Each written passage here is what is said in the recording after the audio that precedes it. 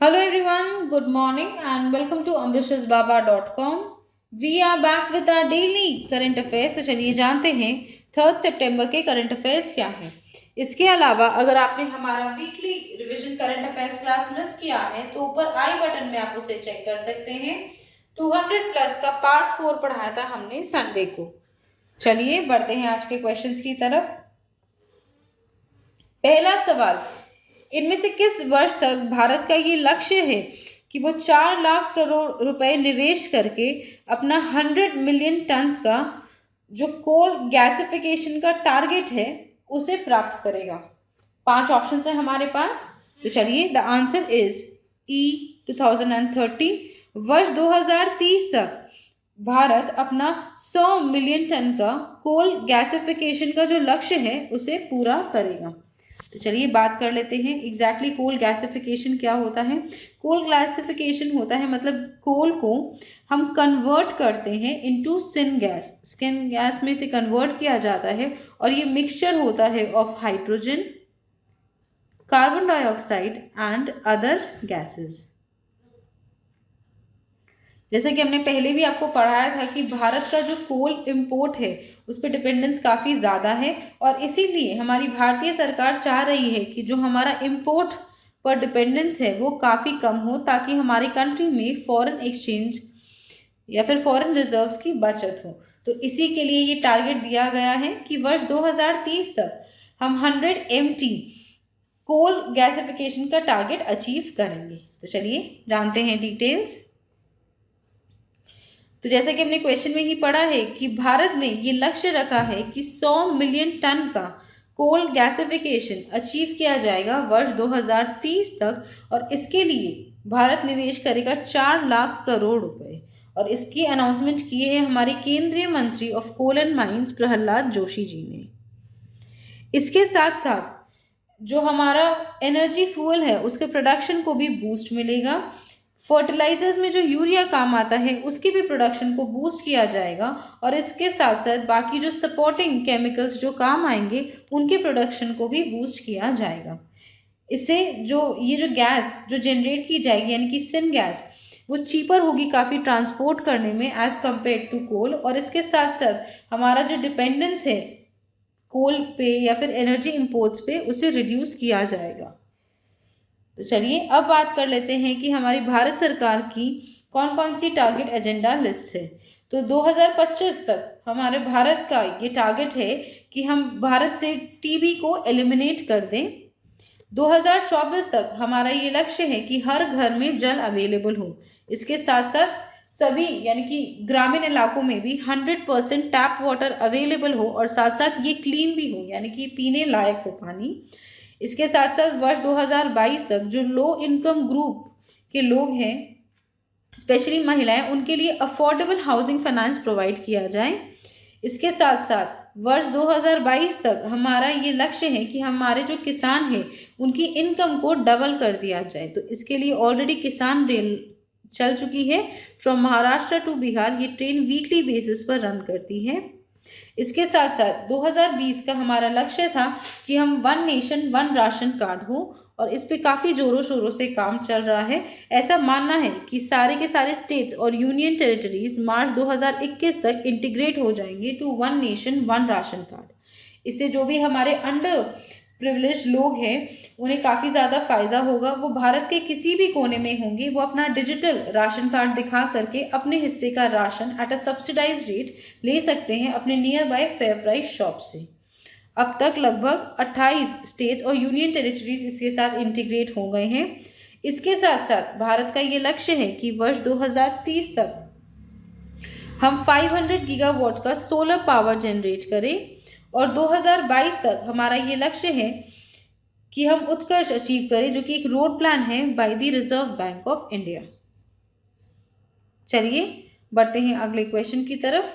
दूसरा सवाल, information technology act के किस सेक्शन के तहत हमारी भारतीय सरकार ने पबजी और बाकी 118 ऐप्स को बैन किया है। 5 ऑप्शन है हमारे पास। तो चलिए, the answer is D 69A। As per section 69A of the ITA act 2000 हमारी भारतीय सरकार ने पबजी और 118 चाइनीज ऐप्स पर प्रतिबंध लगाया है? तो चलिए जानते हैं डिटेल्स। जैसा कि आप जानते हैं कि मई महीने से भारत और चाइना के बीच में काफ़ी ज़्यादा टेंशन्स चल रहे हैं बॉर्डर पर, और इसके बाद जब भारत और चाइना का क्लैश हुआ लद्दाख में, हमारी भारतीय सरकार ने पबजी, जो कि एक फेमस मोबाइल गेमिंग है, और उसके साथ साथ 118 चाइनीज़ ऐप्स पर प्रतिबंध लगाया है। ये ऑफिशियल न्यूज़ आई है 2 सितंबर 2020 को by the ministry of information and technology. ऐसा माना जाता है कि सेक्शन 69A के जो रूल्स एंड रेगुलेशंस है उसको वायलेट करता है चाइना पर आरोप है कि इन चाइनीज ऐप्स के माध्यम से वो लोगों के जो प्राइवेट डेटा है उसे एक्सेस करता है और उसे स्टोर करता है।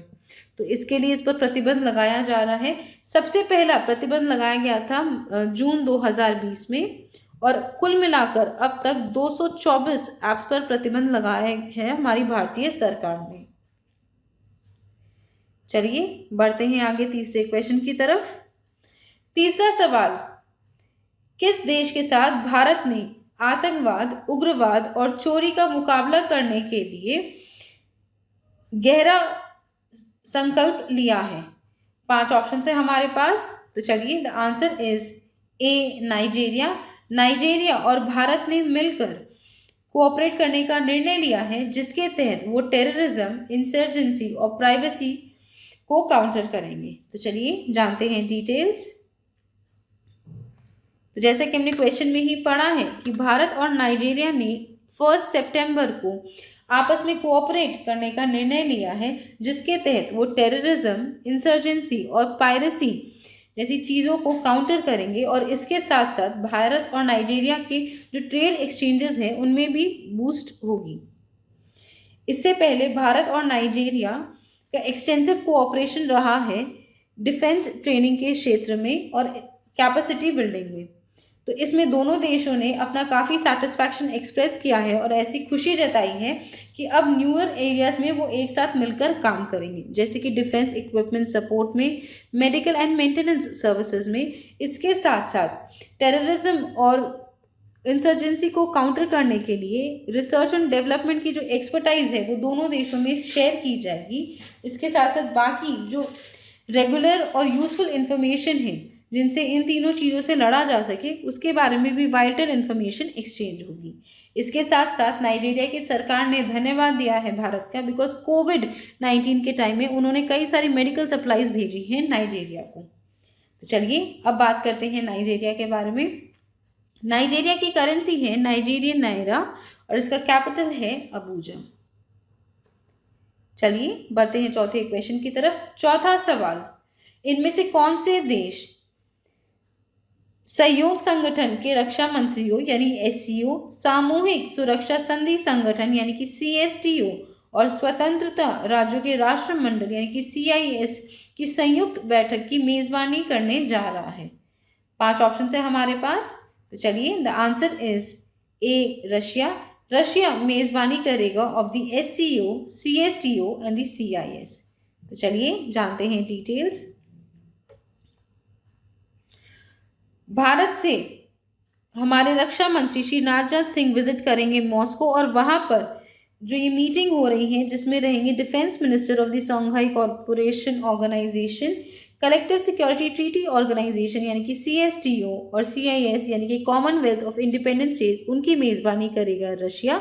ये जो मीटिंग होगी ये होगी 3 सितंबर से 5 सितंबर 2020 में, और इसके लिए भारत के राजनाथ सिंह को इनवाइट किया है रशियन फेडरेशन के रक्षा मंत्री जनरल सर्जी शिगो ने।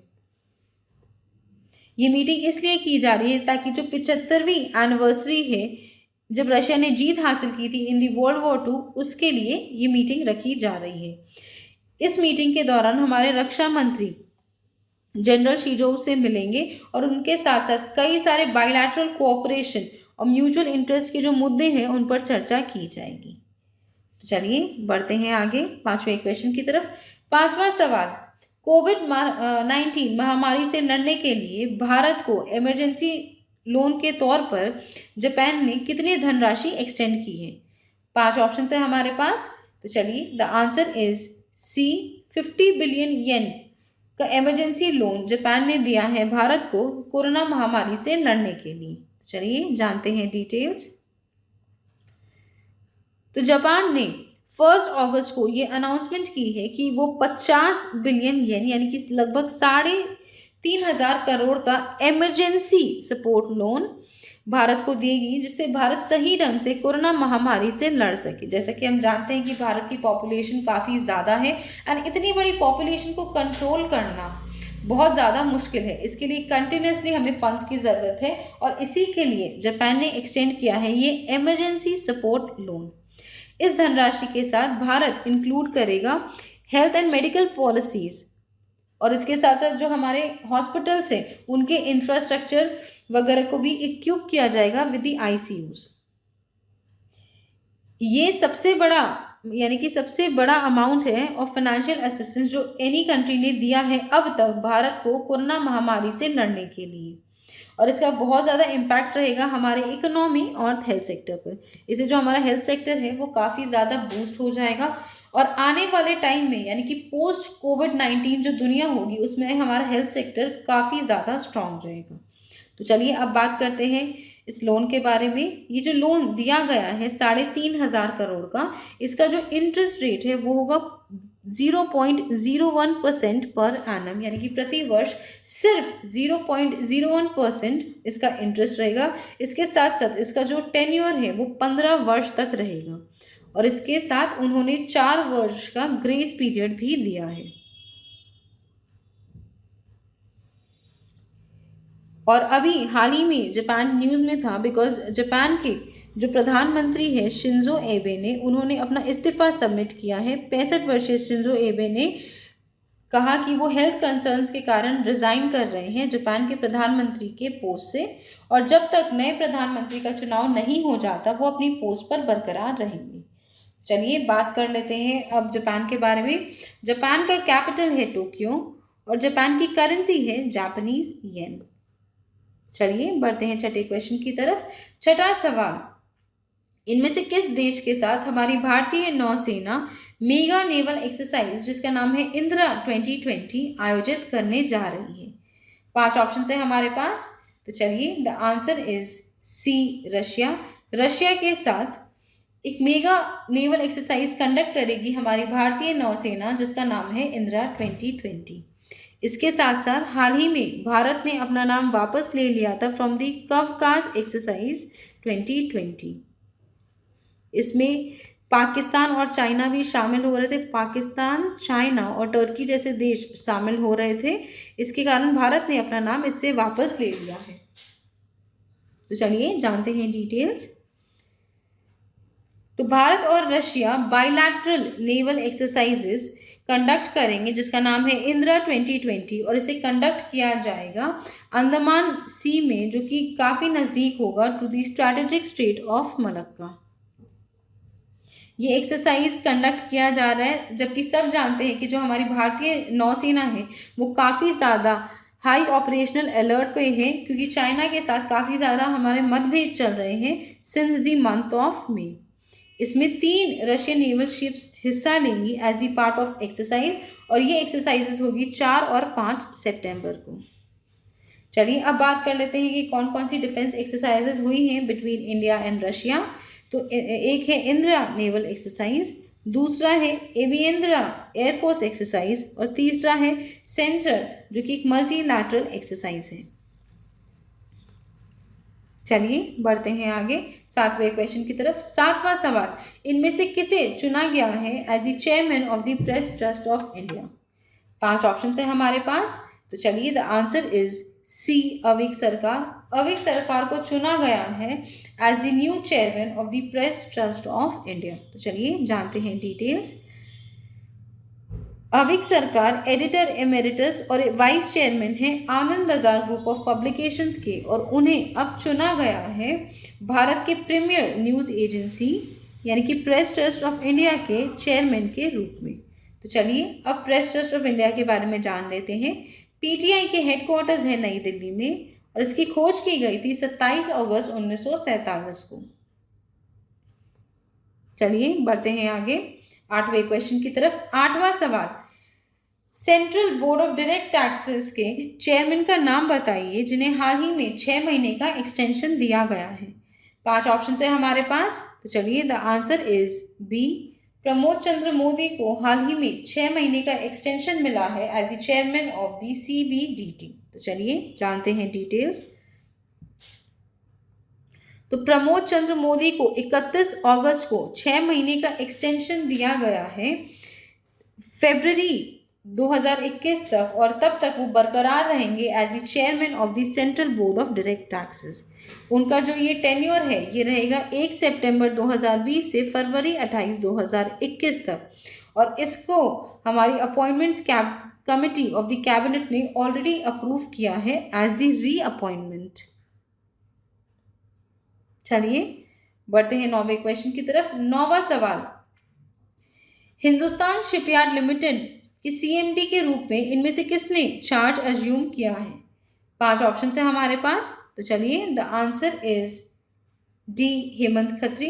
हेमंत खत्री ने चार्ज लिया है as the new chairman and the managing director of the Hindustan shipyard limited. चलिए जानते हैं डिटेल्स। तो रिटायर्ड हेमंत खत्री ने पदभार संभाला है as the chairman and managing director of Hindustan shipyard limited, जो कि एक state owned defence ship builder है और इसकी लोकेशन है विशाखापट्टनम, आंध्र प्रदेश में। इसके साथ साथ वो रिप्लेस करेंगे retired rear admiral LV Sharad Babu को। इससे पहले हेमंत खत्री सर्व कर चुके हैं as the director of strategic projects at Hindustan shipyard limited. चलिए बढ़ते हैं आज के आखिरी क्वेश्चन की तरफ। 10वां सवाल, विश्व नारियल दिवस हर साल किस दिन मनाया जाता है। 5 ऑप्शन है हमारे पास, तो चलिए द आंसर इज बी, 2 सितंबर। 2 सितंबर को मनाया जाता है वर्ल्ड कोकोनट डे। चलिए जानते हैं डिटेल्स। तो जैसा कि हमने क्वेश्चन में ही पढ़ा है कि विश्व नारियल दिवस हर साल 2 सितंबर को मनाया जाता है। इस दिन को मनाने का मकसद यही है कि जो कोकोनट है उसके बेनिफिट्स के बारे में लोगों को बताया जाए। सबसे पहले ये मनाया गया था वर्ष 2009 में, और ये एक एनुअल इवेंट है जो काफ़ी एंथुजियाज्म के साथ सेलिब्रेट किया जाता है by the Asian and Pacific coconut community. चलिए with this we come to the end of today's class. I hope आपको ये वीडियो पसंद आया हो। अगर ये वीडियो पसंद आया तो इसे लाइक कीजिए, अपने दोस्तों के साथ शेयर कीजिए, और हमारे चैनल एम्बिशियस बाबा को सब्सक्राइब ज़रूर कीजिए।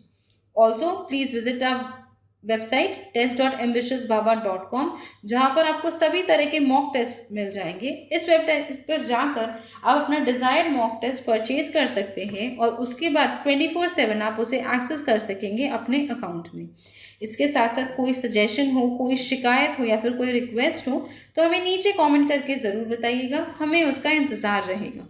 Thank you friends, that's all for today and have a great day.